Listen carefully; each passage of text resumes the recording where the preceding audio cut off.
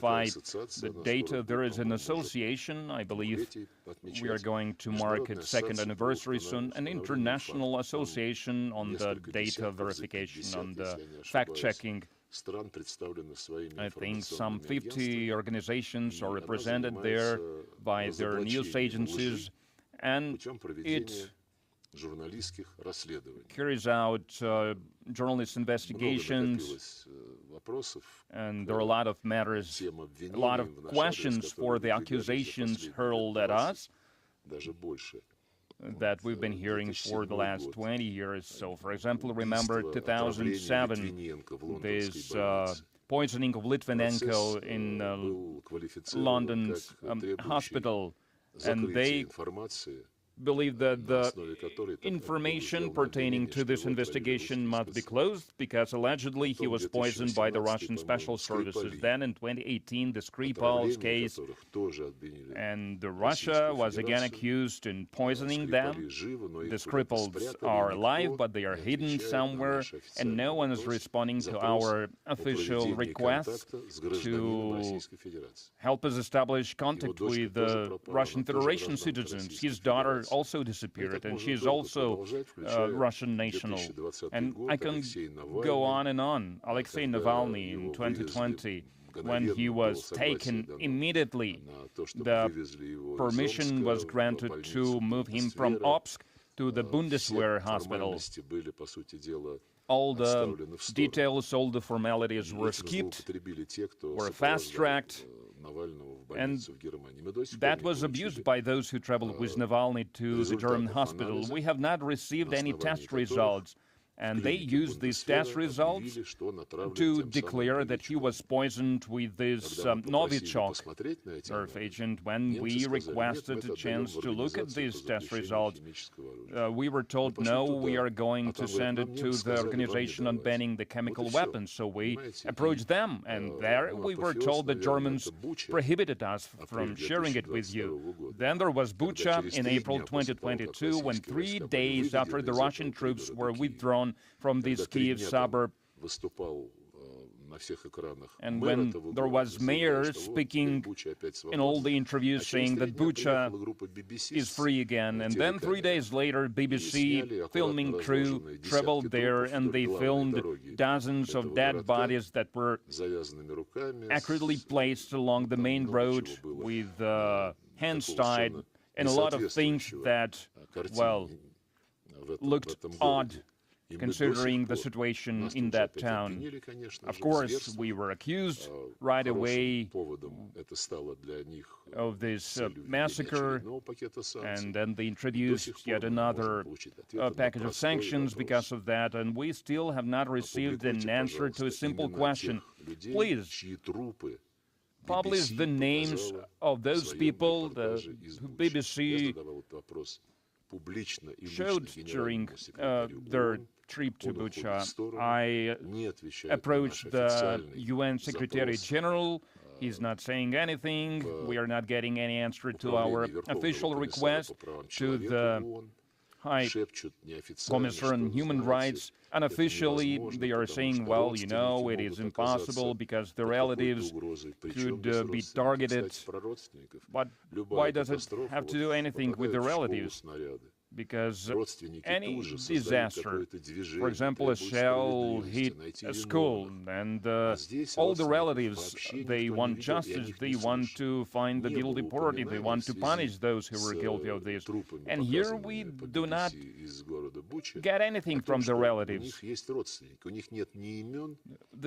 BBC never mentioned any relatives, did not mention any names. And I think some kind of journalist investigation should be launched as well. I tried to provoke such an investigation when, during a press conference in New York, well, I believe for the three last times, for the three General Assemblies, when I held a press conference, so we talked to the journalists, to the UN journalists. I know most of them, so some 50 journalists attend these press conferences, and every time I tell them, my friends, Sometimes you start your investigations on because of a minor events, of minor things. So now a lot of money were spent to investigate the cruise on the Russian tankers or foreign tankers that is moving Russian oil. I believe in Denmark they published something like this. So they did good, they did well, they learned a lot. But don't you want to learn the names, whose names were used to stage this huge provocation that was one of the reasons that undermined the signing, stopped the signing of the peace deal that was drafted by negotiators from the both sides. So I always try to address these international journalists at the UN because Bucha was big buzzword at the UN, that in Russia, in Bucha, massacred dozens of civilians.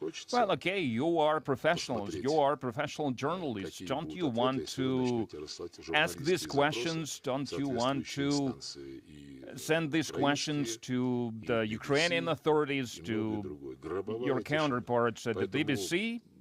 Silence in response. They say nothing. So now I'm promoting this fact-checking data verification association. We will send the data on this association, how it functions, the examples of its work. I hope you will show some interest to this organization as well. If I say a few words about the question raised, let me reassure you that the African Union member countries have the capacity to form their own opinion about what's going on in the world on real time. I think nothing is now hidden. We make a difference between war propaganda and regular fake news circulated by mainstream media.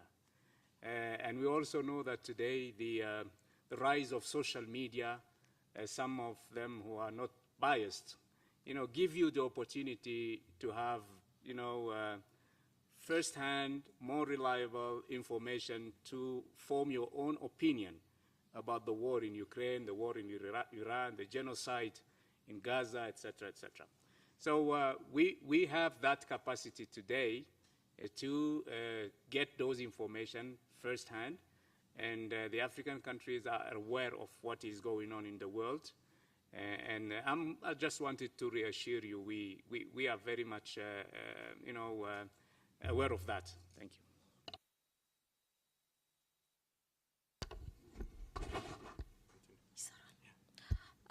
Thank you. My name is Blaine from POA, Pulse of Africa Media. My question goes to His Excellency Chairperson Mahamoud Youssouf. So what are the Africa's strategic expectations from its partnership with Russia, especially with the development priority of Agenda 2063? Russia is a big nation that had historic relations with the African continent, even before the Soviet Union and during the Russian Empire. This relationship has been evolving throughout history, events, and change of international geopolitics, but there is a core principle that the African Union Commission is building its relationship with the Russian Federation is the mutual benefit of this relationship. That's why we started in 2019 to have a framework of cooperation through different high-level meetings, the 2 summits. The 3rd one is coming, and we will start a political dialogue that will certainly evolve into strategic partnership with Russia.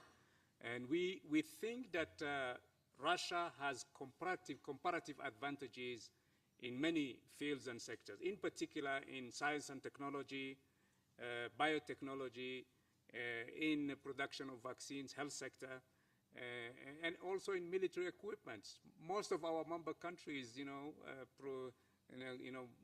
buy the equipment from Russia. So we believe that investments, for us at least, as the African Union Commission, we believe that investments Russian investments in Africa will certainly help strengthen this relationship between the two parties. And investments in key sectors like energy, agriculture, and science and technology. This is the message that we will be carrying to this third session of the summit in October. And this is also, I mean, the policy we would like to see implemented in the framework of this partnership.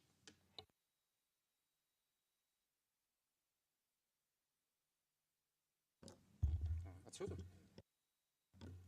Да, Сергей Викторович, добрый день. Телеканал «Россия», Алексей Петров.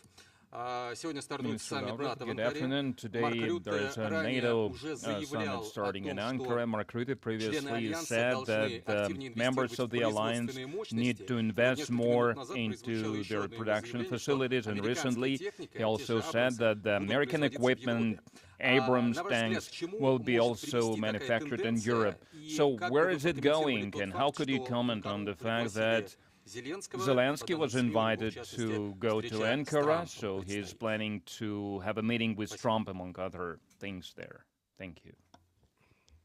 Well, Mark Rutte, he's worked out his own style. I believe this style is supposed to demonstrate his artistic talents in the genre of, you know, of satire and irony that he is expressing a lot towards the Russian Federation, about which he's talking very condescendingly. I don't think that Zelensky's crew would hire him, but this kind of humor, this kind of satire, so they're also doing that. And Zelensky is now acting as a tragic character, and I think that tragedy is much more appropriate when we speak about the current situation and about the possible outcome of this situation. Enhancing the military output, the military manufacturing, I believe there are two reasons behind that. So they wouldn't want to pump the Zelensky regime until the very end, as many European representatives, elite representatives in the government and other official organizations, as they openly say, they want Ukrainians to do their Europeans' job to weaken Russia. And it is impossible to hide the bad shape of the European economies, including the German economy, when the social sector suffers gravely, and when the welfares are getting reduced, when the various enterprises are running from Europe, traveling, moving to the US, where the conditions for the business are much more profitable. And now when they are pouring money into the weapons production, well, it maintains their economies afloat in one way or another.